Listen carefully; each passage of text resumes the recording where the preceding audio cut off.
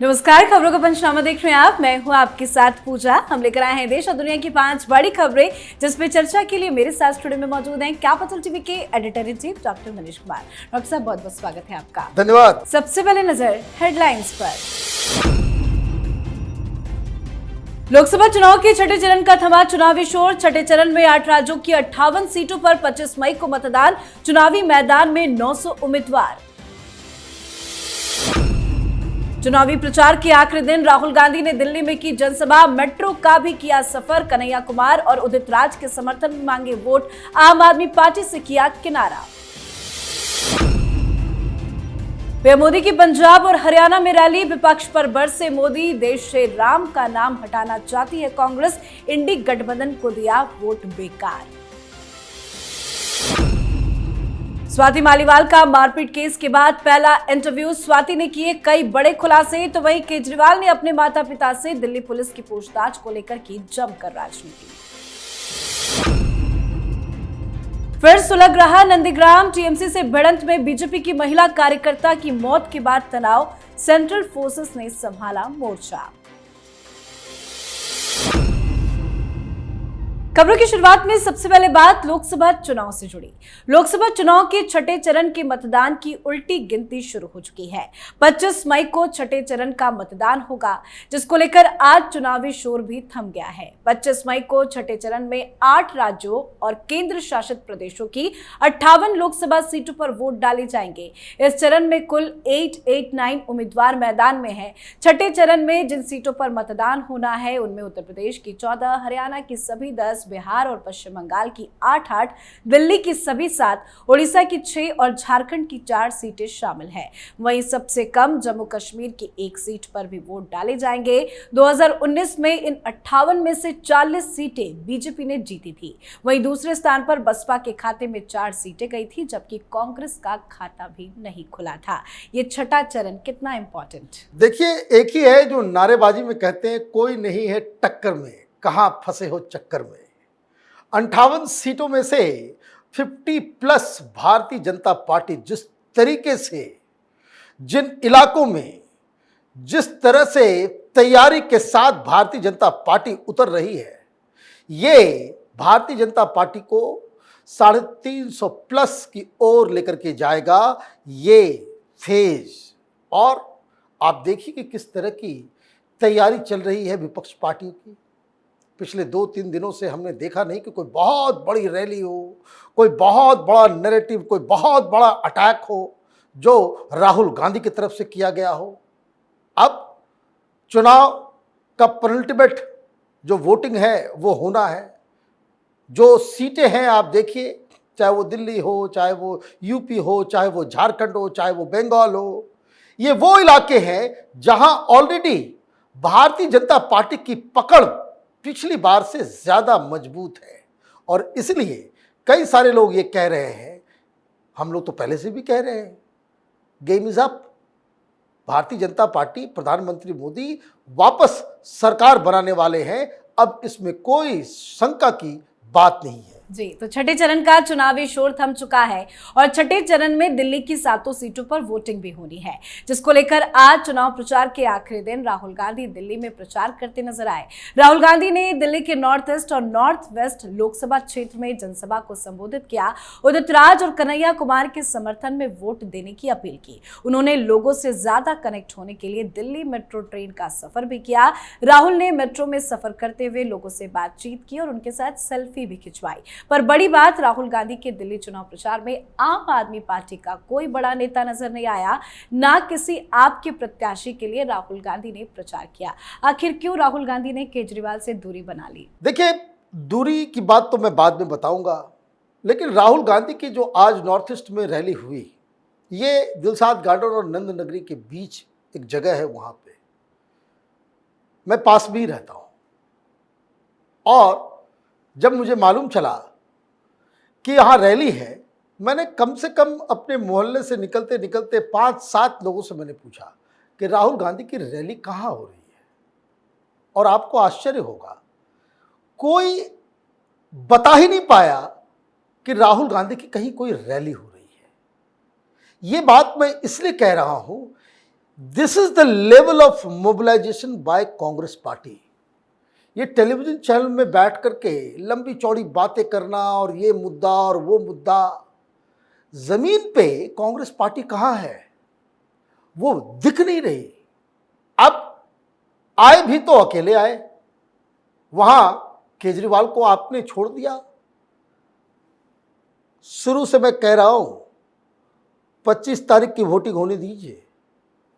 ये कांग्रेस पार्टी और आम आदमी पार्टी ये जो चीख चिल्ला रहा है इंडिया की सरकार बनेगी, इंडिया की सरकार बनेगी, 25 तारीख को वोटिंग खत्म होगी और इन दोनों कांग्रेस पार्टी और आम आदमी पार्टी के बीच ऐसी तलवार और ऐसा जिसको कह सकते हैं वाक युद्ध होने वाला है कि ये अपने आप में एक मिसाल होगा और आखिरी चरण में यही सबसे बड़ा मुद्दा बनकर के उभरेगा कि ये इंडी गठबंधन जो है ये भानुमति का कुनबा है, ये कहीं का ईंट कहीं का रोड़ा जोड़ के ये कुछ नेताओं ने गढ़ा है, लेकिन इसका कोई फायदा भारतीय जनता पार्टी को हराने में नहीं हो पाएगा। जी, तो राहुल गांधी ने दिल्ली में प्रचार किया तो वहीं पीएम मोदी ने आज पंजाब और हरियाणा में चुनावी रैली की। पीएम मोदी पंजाब के 2 दिनों के दौरे पर है। पटियाला में रैली को संबोधित करने पहुंचे तो वहीं अगले दिन यानी कि शुक्रवार को गुरदासपुर और जालंधर में उनकी रैलियां होनी हैं। किसान संगठनों ने प्रधानमंत्री की रैलियों का विरोध करने की धमकी दी थी, जिसे देखते हुए सुरक्षा बढ़ाई गई।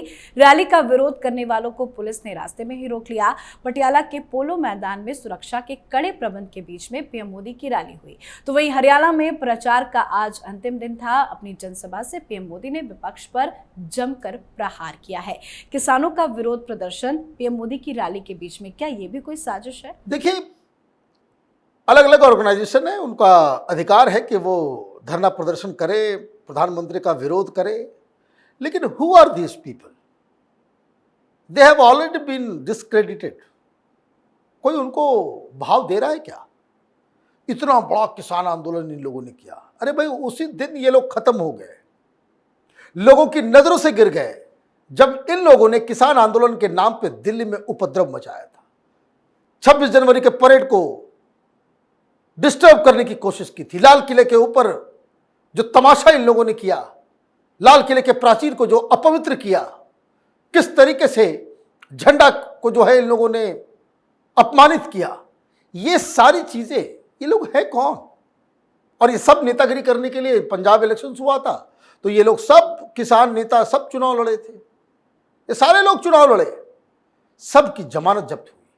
तो ठीक है, अपने अपने रोल होते हैं डेमोक्रेसी में और चुनाव के समय इनके विरोध प्रदर्शन से कोई फर्क नहीं पड़ने वाला।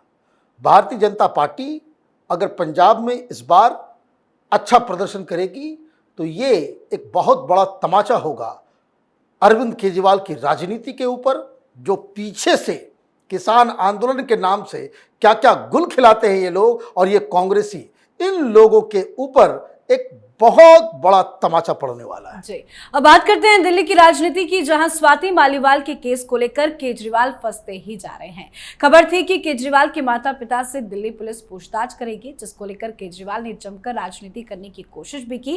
केजरीवाल ने सोशल मीडिया पर माता पिता के साथ अपनी तस्वीर फोटो शेयर की। तस्वीर के साथ उन्होंने लिखा कि वो माता पिता और पत्नी के साथ दिल्ली पुलिस का इंतजार कर रहे हैं, लेकिन पुलिस वालों ने नहीं बताया है कि वो आएंगे या नहीं।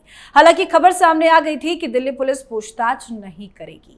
तो वहीं इस केस को लेकर स्वाति मालीवाल ने अपने साथ हुई मारपीट के बाद पहला इंटरव्यू भी दिया है, जिसमें उन्होंने कई बड़े बड़े खुलासे किए हैं। क्या कुछ खुलासे किए गए स्वाति मालीवाल के? देखिए, सबसे बड़ा झूठ अरविंद केजरीवाल और आम आदमी पार्टी का पकड़ा गया। आम आदमी पार्टी वाले कह रहे थे कि जब ये घटना घटी तो मुख्यमंत्री साहब तो शीश महल में थे ही नहीं। स्वाति मालीवाल ने बताया कि वो वहीं मौजूद थे। अब फोर्स्ड एंट्री की बात, अब स्वाति मालीवाल ने बताया कि वो गई, अंदर गई और वहां पे पूरा परिवार जो है वो नाश्ता कर रहा था। तो वो वहां जाकर के अरविंद केजरीवाल के माता पिता को प्रणाम की, अभिवादन किया और उनको कहा गया कि भाई आप बैठिए।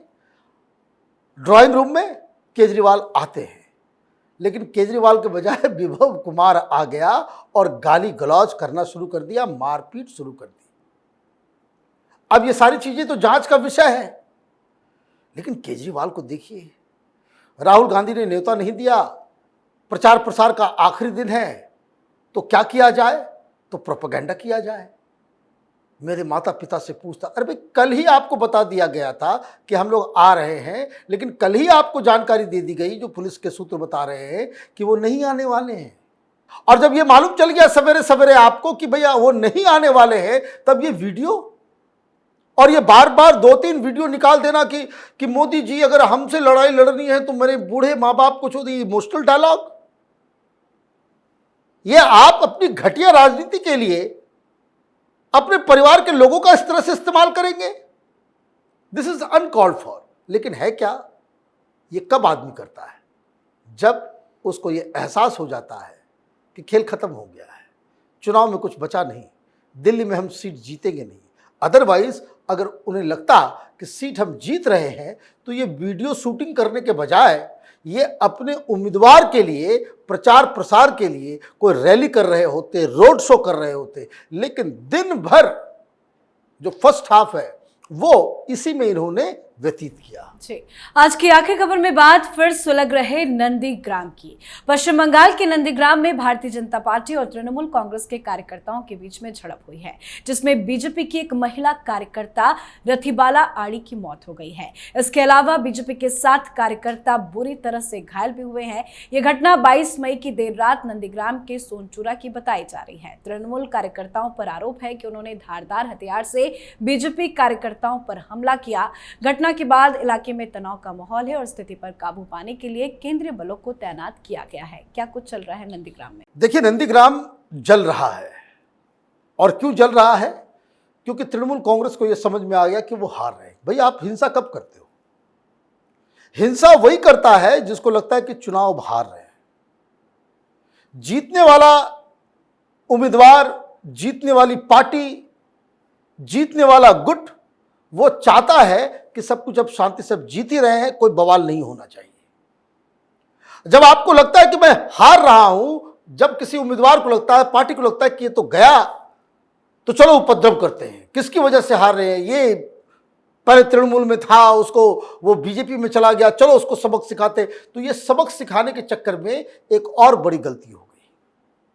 गलती इसलिए हो गई कि एक्स्ट्रा फोर्सेस भी अब लगाए जा रहे हैं। जितना ज़्यादा सेंट्रल फोर्स रहेगा, तृणमूल के लोग बूथ के ऊपर उतना कम उपद्रव कर पाएंगे। और अगर इन लोगों ने उपद्रव नहीं किया तो चुनाव कैसे जीतेंगे?